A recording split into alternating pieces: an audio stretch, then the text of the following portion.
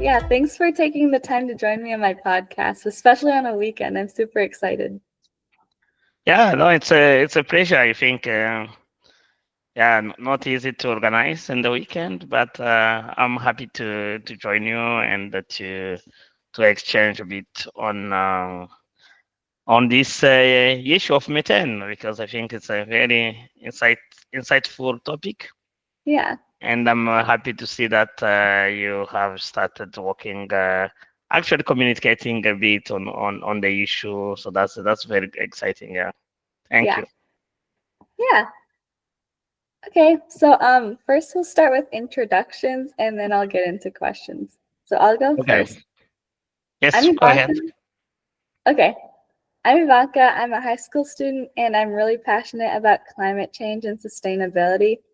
And I first got interested in methane emissions when I did my research project in livestock methane reduction at the University of Minnesota. And then I did a research project at Cornell University also. And then, so I started this initiative, MethaneMatters, to help educate people on methane emissions and its sources, impact, and mitigation strategies. And then, so I've been making these podcasts and YouTube videos on my YouTube channel. And I also wrote this book about methane emissions that goes a lot more into detail than any of my videos. And yeah, I'm really excited to hear all about your work at the FAO.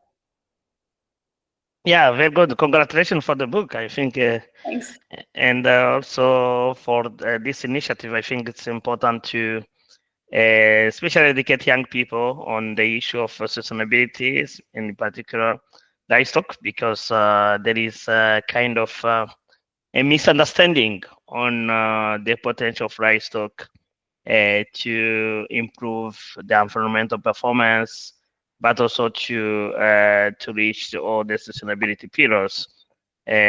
So yeah, I'm happy to discuss this with you. So on my side, so my name is Aimable Uwizeye.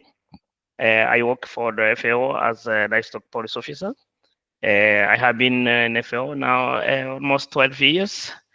And mainly I started and also worked a lot on livestock, in particular animal agriculture. So mainly looking at the cattle, sheep, goats, poultry, and so on how livestock affect climate and environment, and this mainly on different type of environmental impact. So not only methane, but also nitrogen pollution, for instance, which was the subject of my PhD, Okay. and also understanding other issues for instance, soil carbon issues, water issues, and so on. So yeah, I mainly work on both research. So we do what we call research for development, but also I do a lot of policy work, working really closely with farmers, government, livestock stakeholders to find a way we can raise animals while protecting our environment. Okay.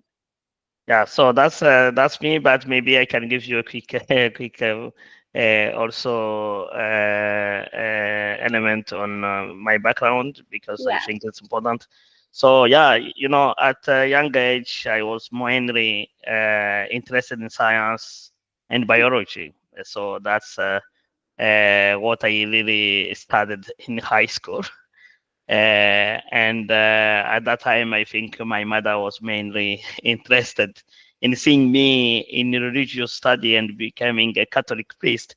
So, Oh, so that was the time. So that I was really in a very in a seminar for almost my high school.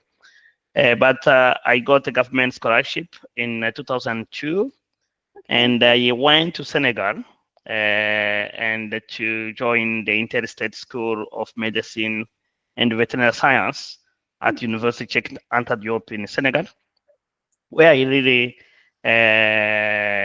immersed a lot in animal production, but also animal health issues, economics, especially that the objective at that time was mainly to see how we improve the animal health in Africa. So that's yeah, that's mainly. Then, of course, after Senegal, I wanted mainly to go to a much more sustainability angle. So I did my master's in Italy and France on sustainable development of livestock systems, but also Okay. agronomy and agri-food system, where I started really using more holistic approach and system thinking in addressing the sustainability aspect of livestock sector.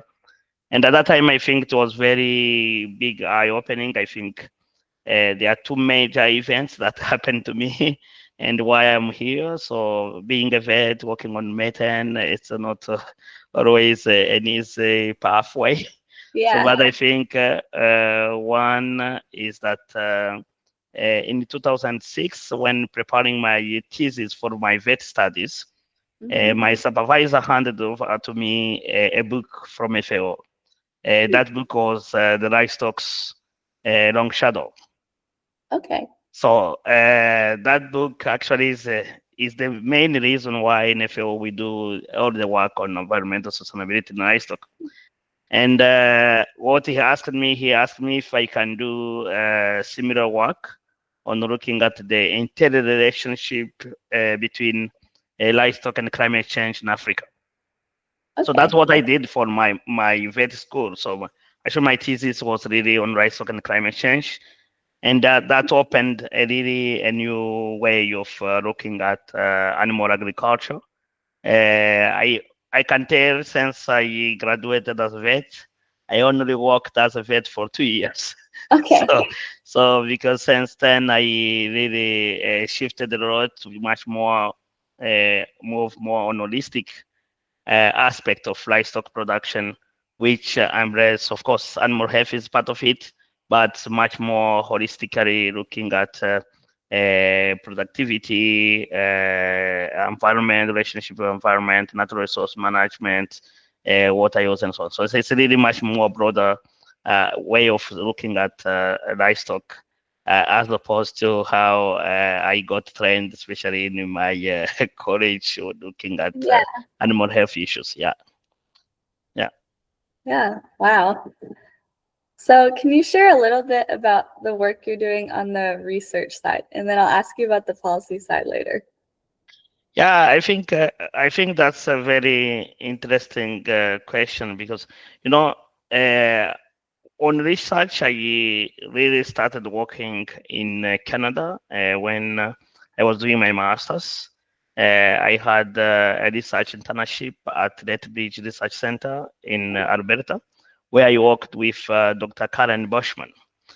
And yeah, so she had a very rich lab with many PhDs, a postdoc, working really on all aspects of methane measurement and using respiratory chambers and other techniques. But my research was really not on methane. My research was on what we call subacute luminal acidosis. So Okay. it was really on acidosis, but you can see the picture in my background there. So that's I was working with animals, collecting samples of urine, for instance, at Okay. that time. So yeah, so and then when I joined the FAO, so I joined the FAO with two objectives. First was to work with a new partnership that had started, which is called LEAP partnerships. This means Livestock Environmental Assessment and Performance Partnership, which aimed mainly to harmonize the methodologies and metrics that we use to estimate the environmental performance of livestock sector. Okay. So, and my PhD was part of that journey. Mhm. So actually, I can tell that while I did my PhD with Wageningen University, but I was also affiliated to TIOGASC, which is the Irish Agriculture and Food Development Authority, and also FAO. So I really passed my PhD in FAO. And I was mainly working on one major endeavor, which was understanding the nitrogen challenges in global livestock systems.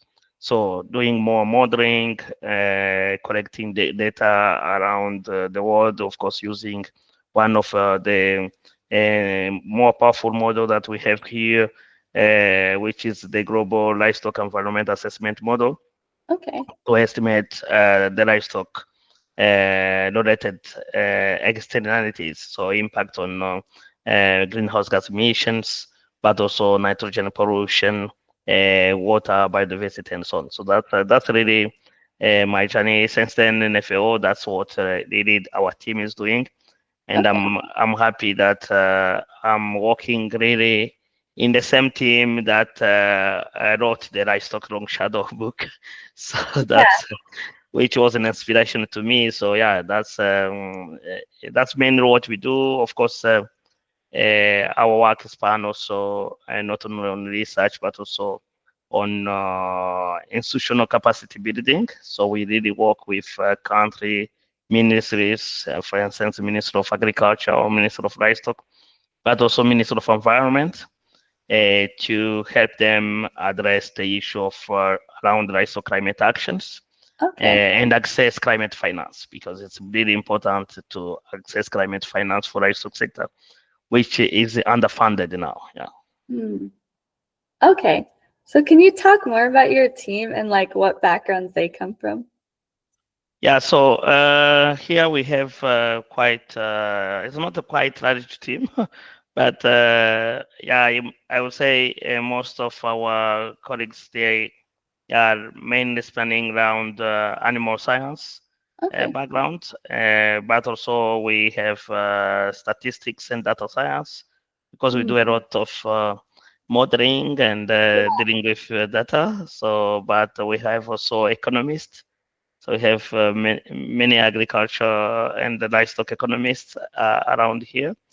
Yeah, so we have also other that are specialized in natural science. So as you know, the issue are quite on sustainability. We have three pillars.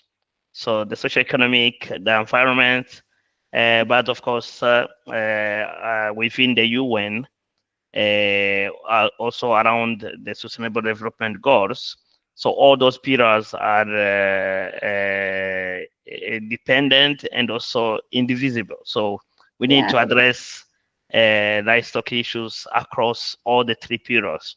So not being biased on environment and forgetting that livestock is a business and Yeah. should be profitable, should contribute to poverty reduction, should contribute to employment creation, and so on. So we really look at those issues around the spectrum of the Hmm. sustainability. Yeah. Okay.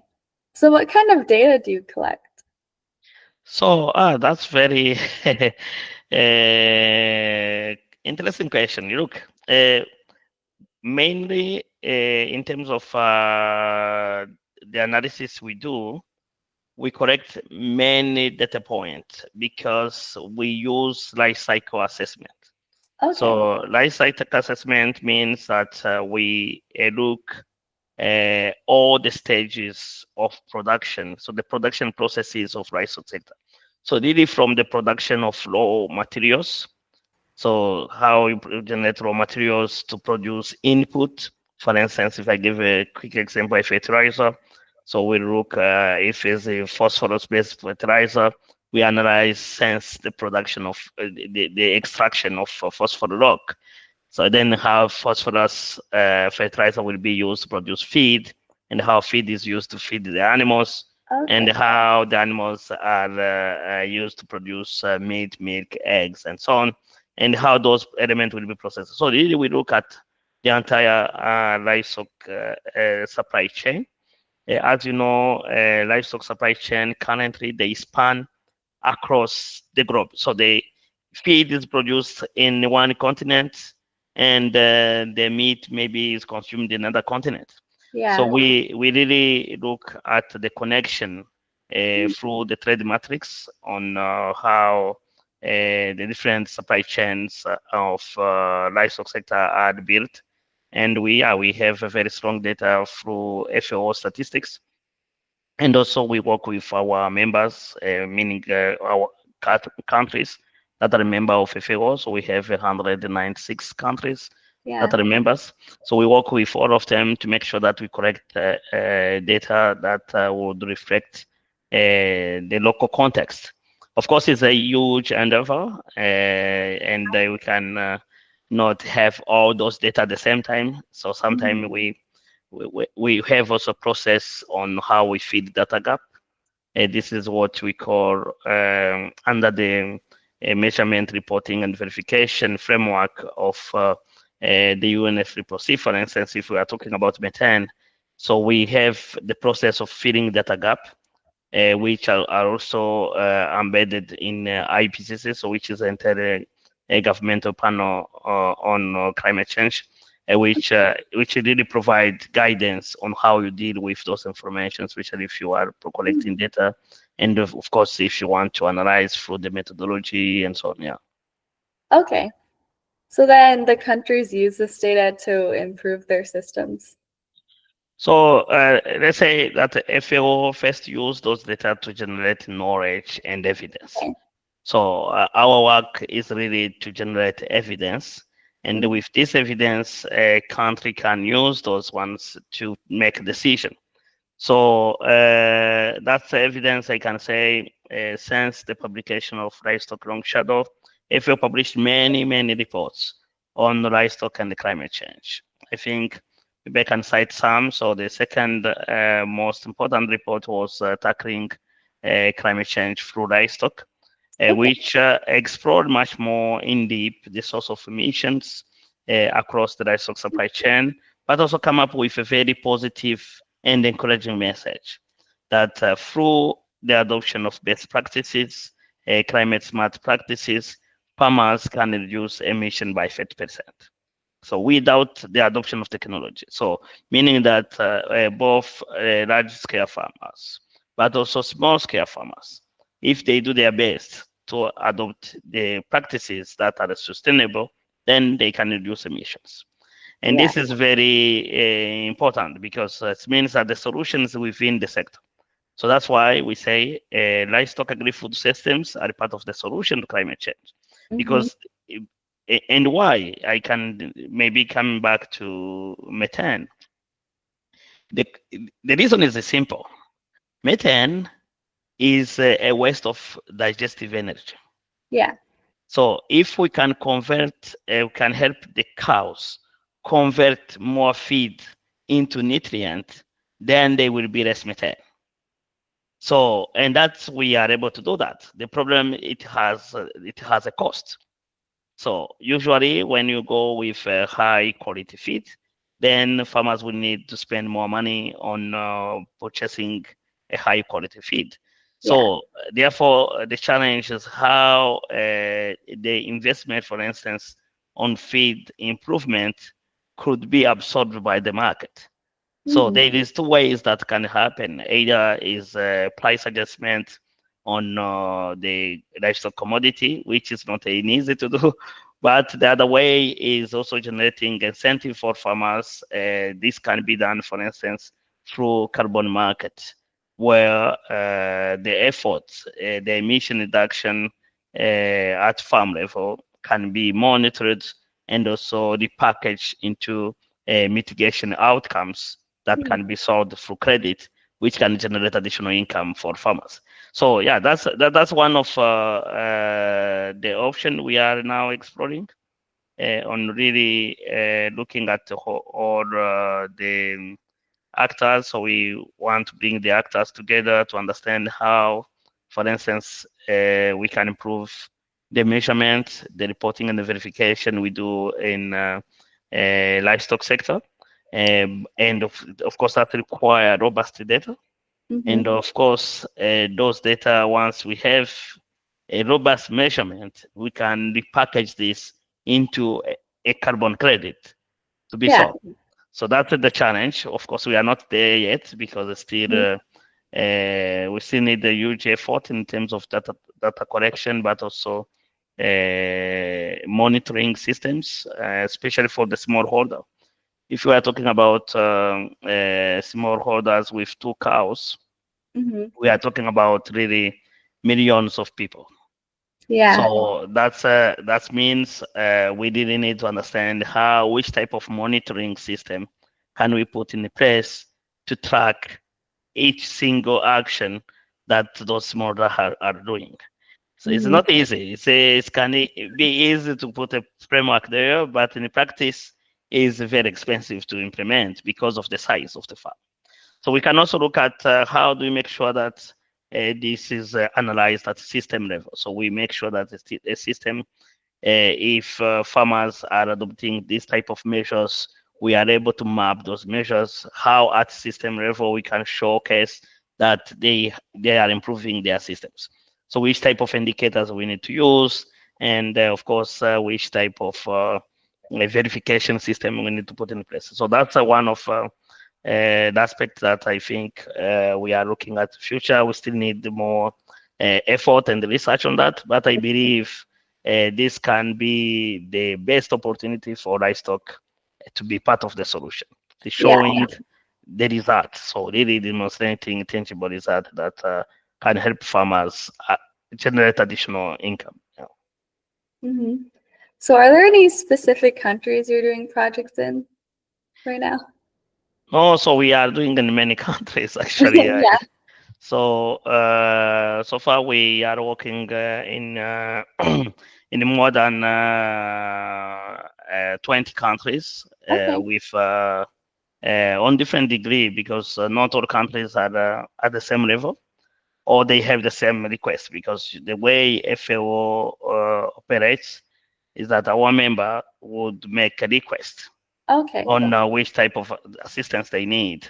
Hmm. And from that request, then we generate project. But most of our work so far is in Asia and Pacific, Africa, and Latin America. And you will see that most of the effort first have been on institutional capacity building and also improving what we call institutional coordination at country level to make sure that different entities dealing with climate change and the production are really talking together, and also other actors like farmers, private sector, NGOs working, operating in the livestock industry are coming together to really find the solution together. So, and then of course we do a lot on capacity. Climate, I think you are still studying, but I can tell this is a new science. Hmm. So, being a new science, not all professionals within government or within different stock companies or the organizations are really equipped in understanding and dealing with the problem.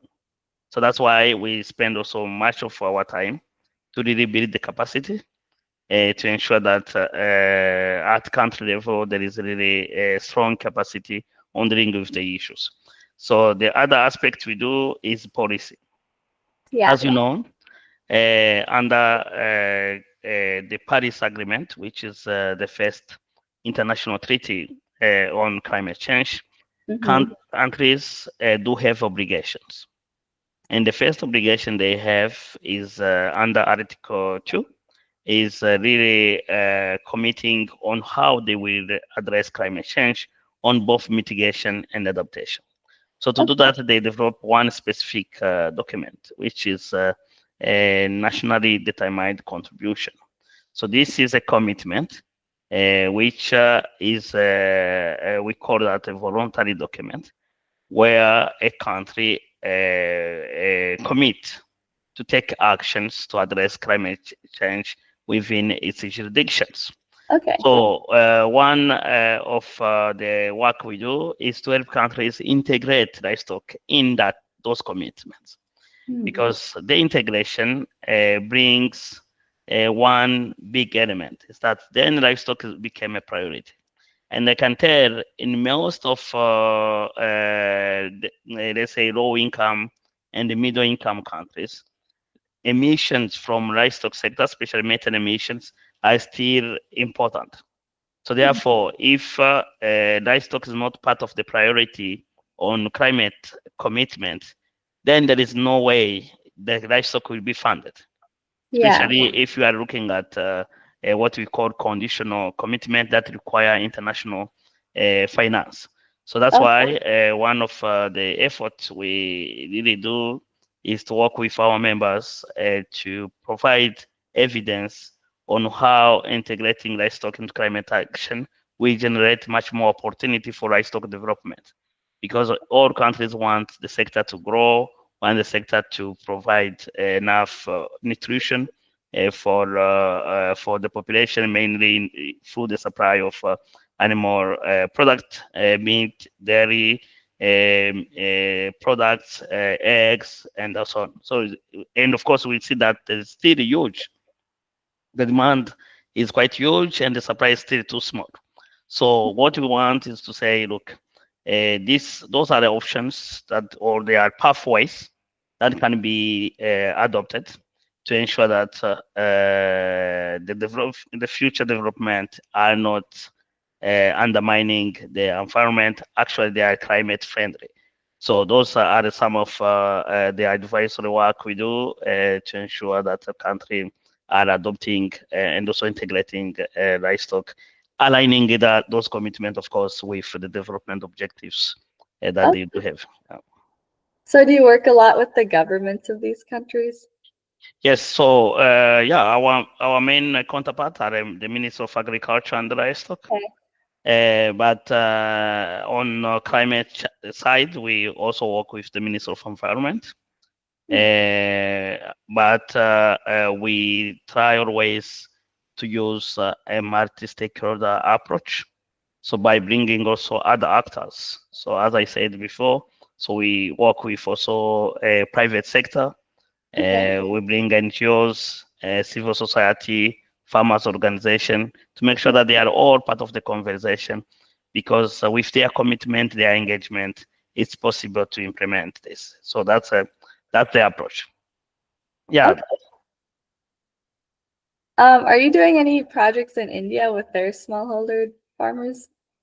So yeah, our team is working with the National Dairy Development Board in India, mainly on understanding how the different interventions and action projects that have been implemented on smallholder settings have helped to improve the sustainability of livestock sector, especially dairy sector in India.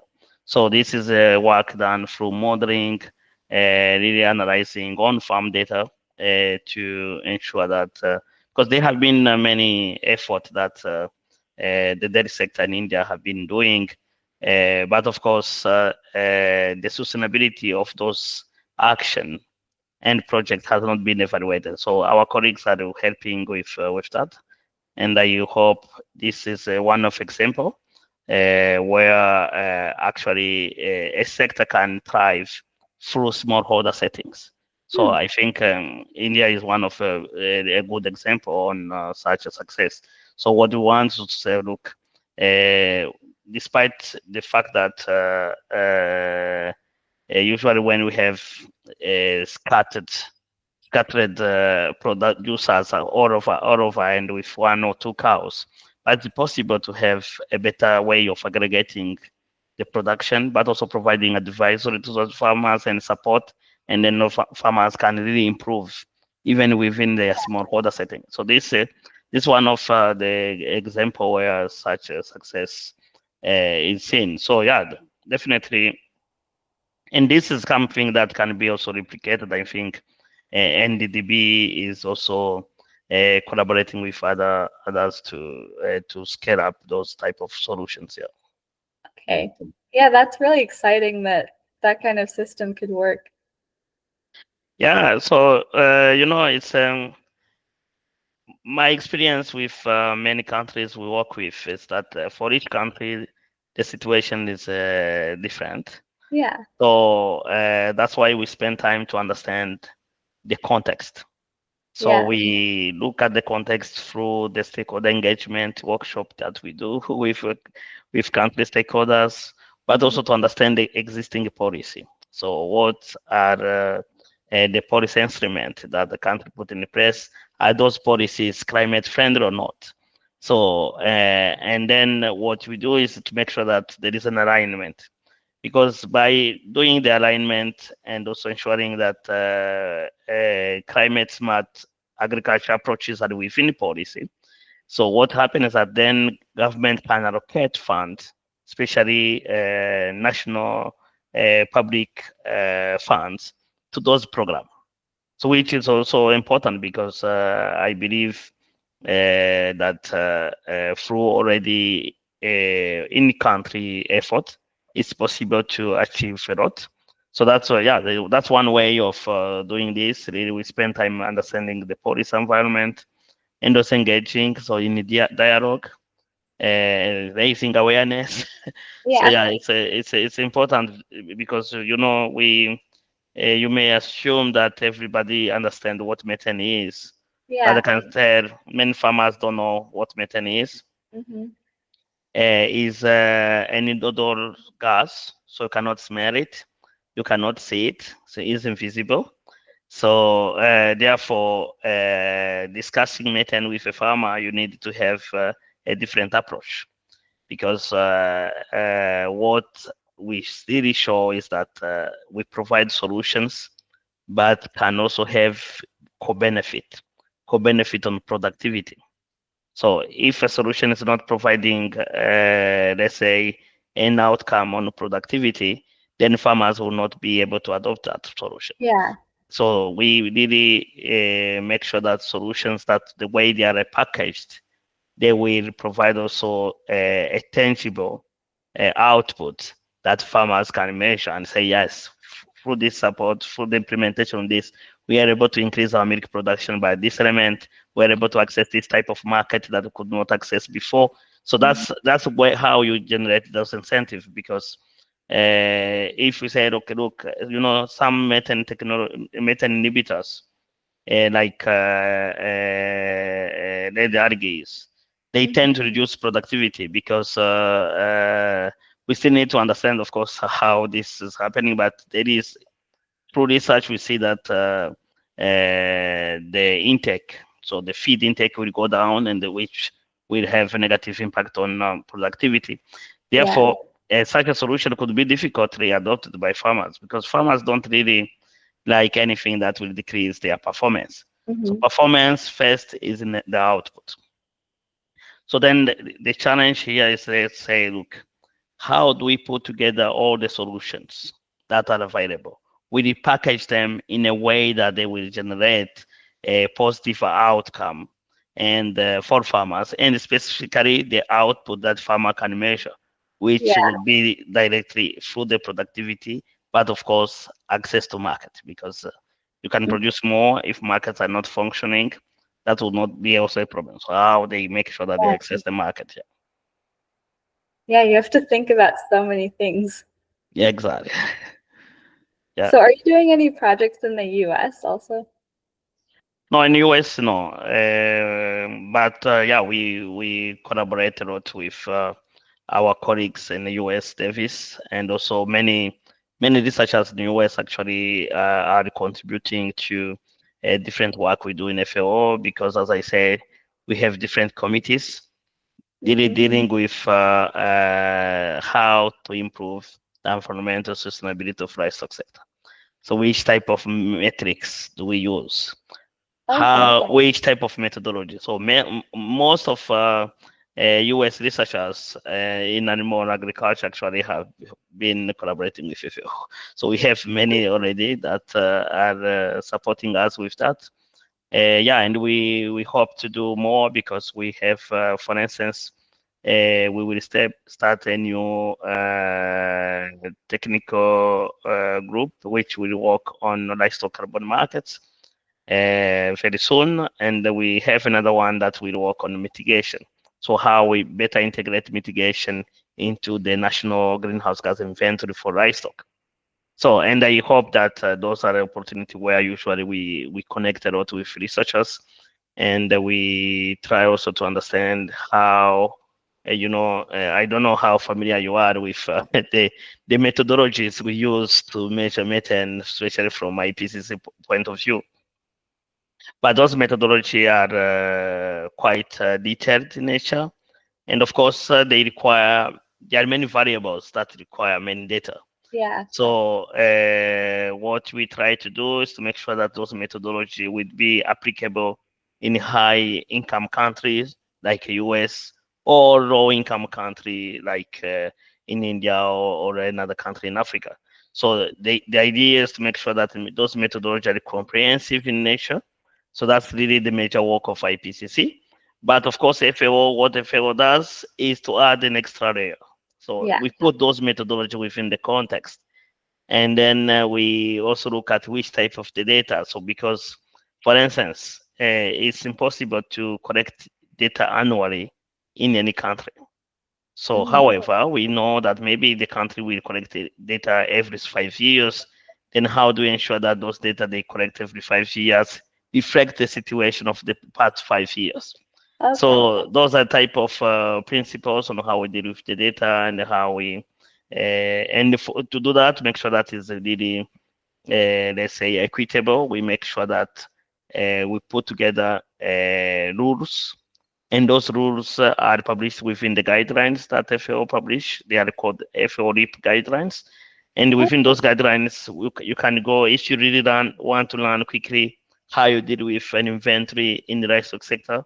So those guidelines are very comprehensive, and they provide all the literature on the normative parts of how the rules set. For instance, we rely a lot on ISO, International Standard Organization, because those rules, those guidelines are based on life cycle assessment. So, and the ISO was the first to provide comprehensive rules on how you conduct a life cycle assessment, and then we apply that to livestock. So we provide those methodology for livestock sector, and I'm happy to see that there are many stakeholders already using those guidelines. And therefore, also we have integrated those guidelines within the methodology we are using here. In particular, when we are looking at the environmental performance of the entire supply chain. Okay. Yeah, because there is two difference here that I want to highlight, because sometimes for non-expert it's very confusing. But life cycle assessment is used mainly to look at the performance of the end product.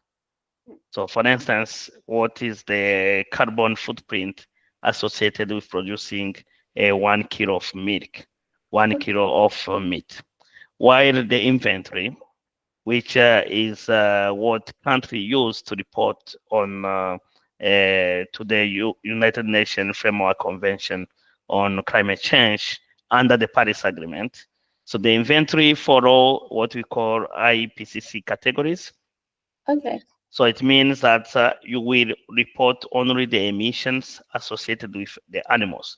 So in the inventory, for example, for cattle, the emissions included will be methane emission from enteric fermentation, Hmm. methane emission from manual management systems, and also nitrous oxide emissions from manual management.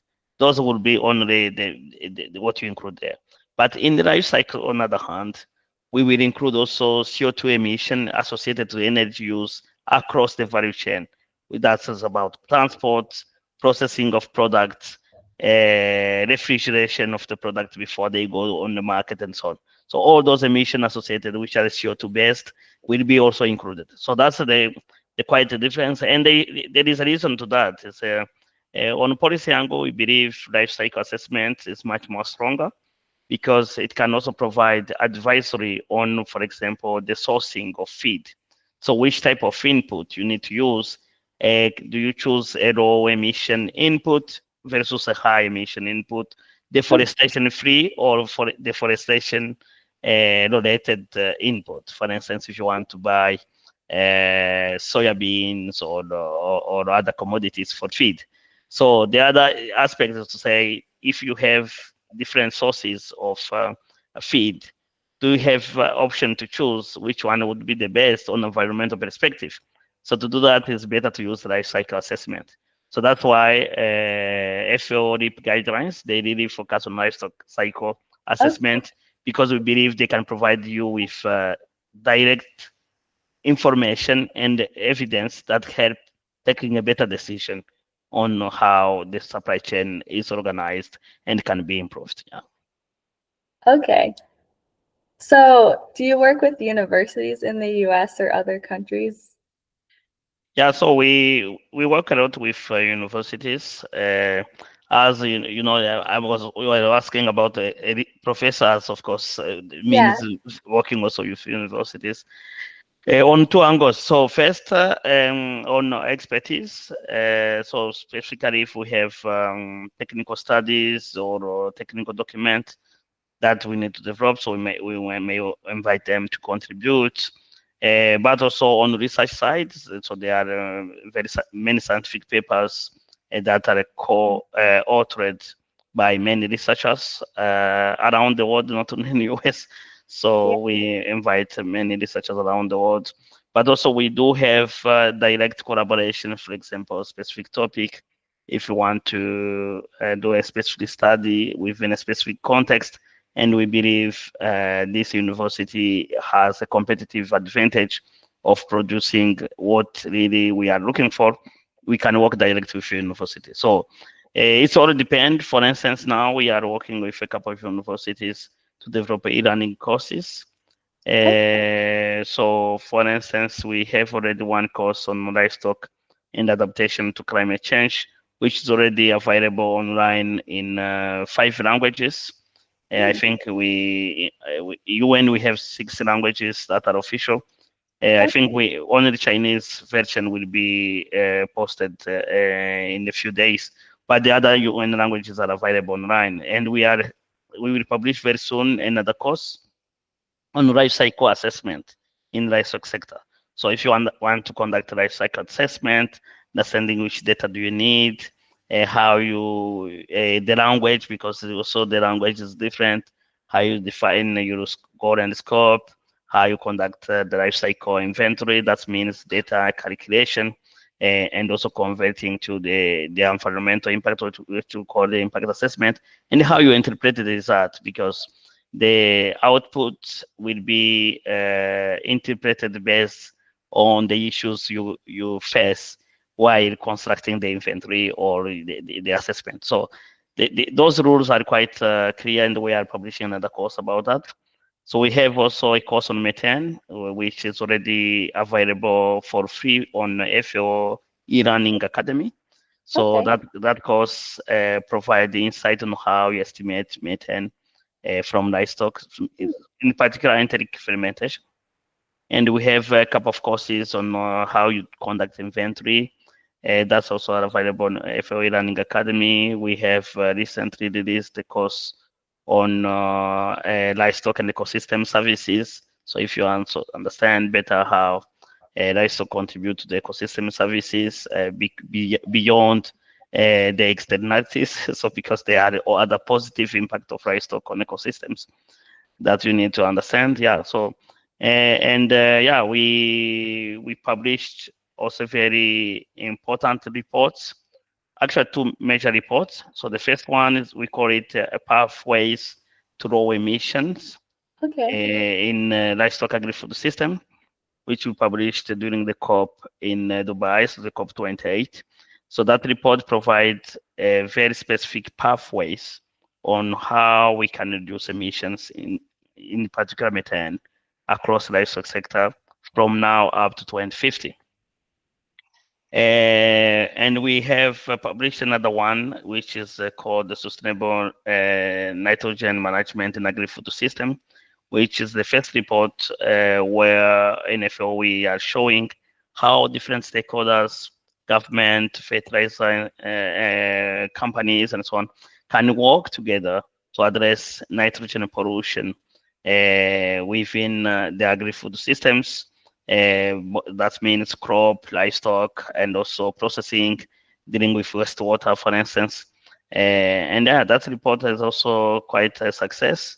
And I hope those insights will help our stakeholders in addressing environmental issues but of course producing more for a growing population, because as you know, our population is growing. They need more food. So we need to make sure that we provide the high quality animal proteins and animal product to the population. And we need to make sure that also those commodities are available everywhere, because as you know, there is an unequal distribution of animal products around the world. So we need to make sure that there's commodity are available for everybody. So which is very important. Yeah. Hmm. Yeah, that's really important. And then do you also have any opportunities for youth, like trainings or internships? Yes, so we have many. Usually every year we receive many interns in our team. Not only in our team, as because we am in a team on livestock innovation, climate, and post-harvesting solutions within the animal production and the health division. Okay.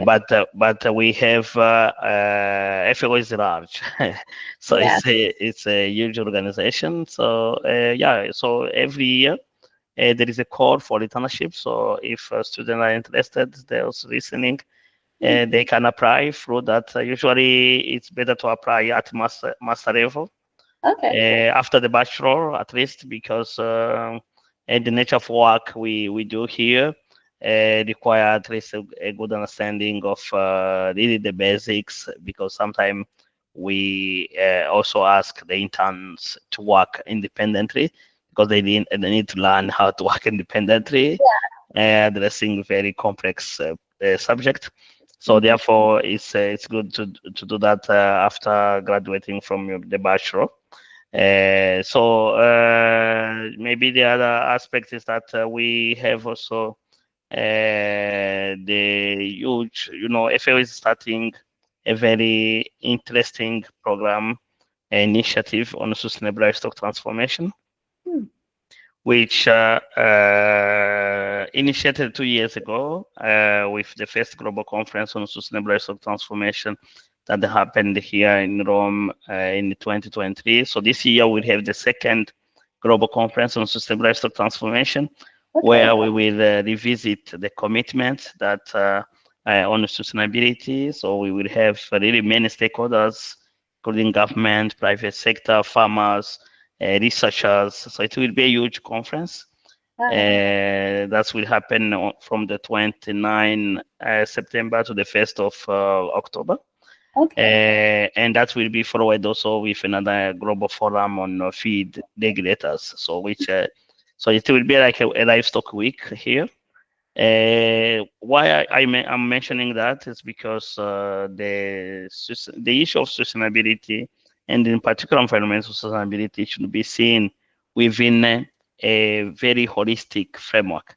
So the Sustainable Livestock Transformation Initiative has been approved by our FAO members, and now FAO is developing what we call a global plan of action on sustainable livestock transformation, which is a very comprehensive document with key priorities, action, strategic priorities that where members can work to improve the sustainability across it's really based on system thinking. It really goes across all the issues you can imagine around the sustainability, both from economic, socio-economic point of view, animal health, one health, environment, and so on. So it's really very comprehensive.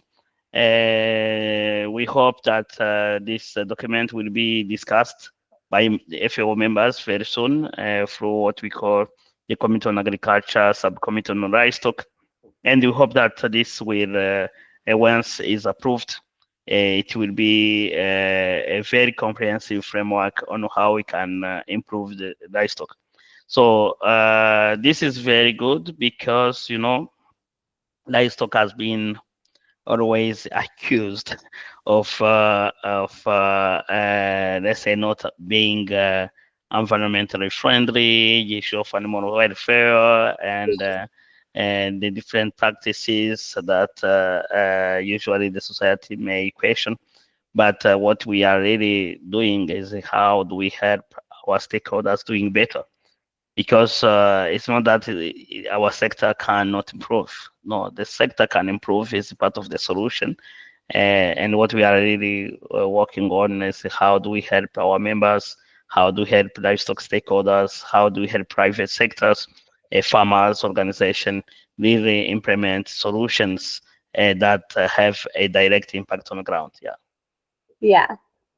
So what advice would you give to high schoolers or people like me who want to go into something like this? Yeah, so I would say, as you can see, this is a very complex topic that goes beyond methane. Yeah. So actually, I would say methane is maybe one of the more than 100 issues that you need to deal with in the livestock sector. So I would say, importantly, you need to be curious. So this sector is really evolving quickly. There is a new insight that are generated every day. Being curious, asking good questions, understanding farmers' perspective is really important, and also understanding how these solutions are applied around the world. Of course, sometimes the information may be overwhelming, but it's important that being curious means listening to some podcasts, listening to some, or if you have the opportunity to join those conferences, although some conferences tend to be too technical, hard to understand what they mean, but it's really having that curiosity is important. The second aspect, it's really embracing science, let's say, based studies. I think as a scientist, you can be a good policymaker. So usually people fear that scientists are not good policymaker, but I think if you understand the data, you understand the issues, you understand the complexity, so it helps to make the right decision. So I think, yeah, understanding better the biology, environmental science, understand the economics, it's really very useful. So the other thing is really doing what you are doing. I think you are already doing great. Educating people, sharing information, joining some forum. For example, we have one here in FAO. It's called Livestock Environmental Community or Practice, where we share information. You can learn what is happening around the world, even on a country that you don't really think about because they are not very closer to you, so you can learn things that are happening there. So the other aspect is to understand that the issue, we always think on system level, we think globally, but the action are specific, so they are context based. So that's one of the aspect that I learned quickly when I joined the FAO. So because FAO, we work on a global scale, but we act on country, sometimes in a specific district, region, the subnational unit. Yeah. So it's important to know that at small scale, small change, small action by community, by farmers can make big difference. If this can happen, if this message is not reaching only people that are far away from farming, but the message should be reaching also the farmers themselves. If you can also do this in local language, for example, so they understand that clearly what you mean when you talk, you say methane matters, because people may think that is a cooking methane that we are talking about, not about methane as a pollutant. So it's important to make sure that there is a clarity. I can tell one thing that I enjoy most is doing capacity building, so teaching. Why? Because it helps me think, also identify my bias, because sometimes I assume that people don't understand this. Then what I will be saying, they will understand, right? But just realize that you are just speaking jargon. They don't understand anything of what you're saying. So it's really good to make sure that when we think, when we address those big issues, we know how to communicate this at local scale so they can understand, then they can take action. So the other thing is that, yeah, so this is a huge area. It's easy now to get information, but as I say, we need to be creative. So we need to think, good thinkers, good leaders in our community, and also understanding that environmental threats are not really, because we use some terminology that can be usually not very easy to understand when we say climate friendly or environmental friendly. People believe that we put environment first, not production first. So we really need to make sure that by using our creativity, we use a language that will be sounding well for farmers so then they can adopt, because what is challenging is adopting a technology. So, if I take a smartphone, is a technology that now is adopted by billions of people around the world. Can we make a methane mitigation solution being adopted as the smartphone has been adopted? So that's require a huge critical thinking on how you do that, because there is the incentives and the rewards are not always the same. So that's why it's important to really, as if you start doing this while you are in high school, it helps you to see how can I make an impact individually, and how can I build the community around me to make an impact as a community on the ground, and how then we scale this up. So that's really very, very important. So I hope this can help also. Yeah. Yeah, me too. That's a lot of great things to think about. Yeah. Yeah. Is there anything else you want to say? Yeah, I think what I would say is that yeah, people need to understand where that the cows burps methane, not because they want to pollute. I think they burp methane because of the physiological nature. Yeah. It can sound funny, but actually that's the reality. So every time you hear about livestock, especially methane, because 85% of methane is really coming from the rumen, from the stomach of the cow. So that's why it's important to understand, look, we can address this by better feeding the cow.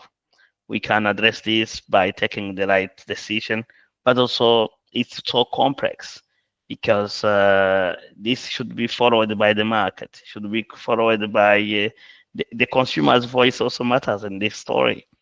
Are consumers willing to pay more because of this cow is producing low methane milk? Are consumers willing to pay more for that? We don't see positive sign there that consumers are still willing to do that. But what I can say, if we want to make sure that we have climate smart livestock farming, climate smart agriculture farming, every voice matters, even for no livestock people that you don't have. I don't think that you have a chicken in your backyard in the US.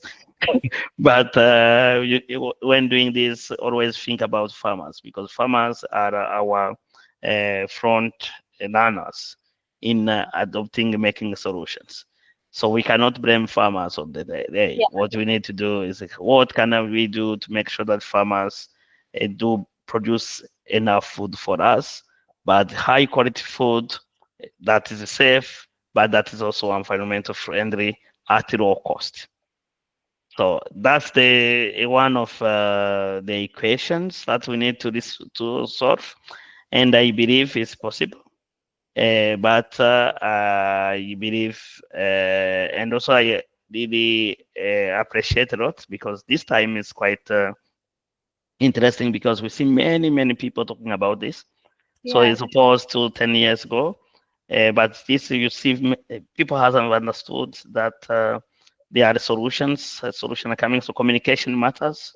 So, and I think you are doing great on that. So really making sure that people understand this. And yeah, thank you also for organizing this Yeah. this interview, and where we talk about the issue in a very simple way, so that we can make sure that all our audience can listen well about what we are talking about and how complex it is, and how, of course, we can navigate the complexities to solve the problem. Yeah. Yeah, it was so much fun talking to you. I learned so much. Very good. So I appreciate this conversation. Yeah.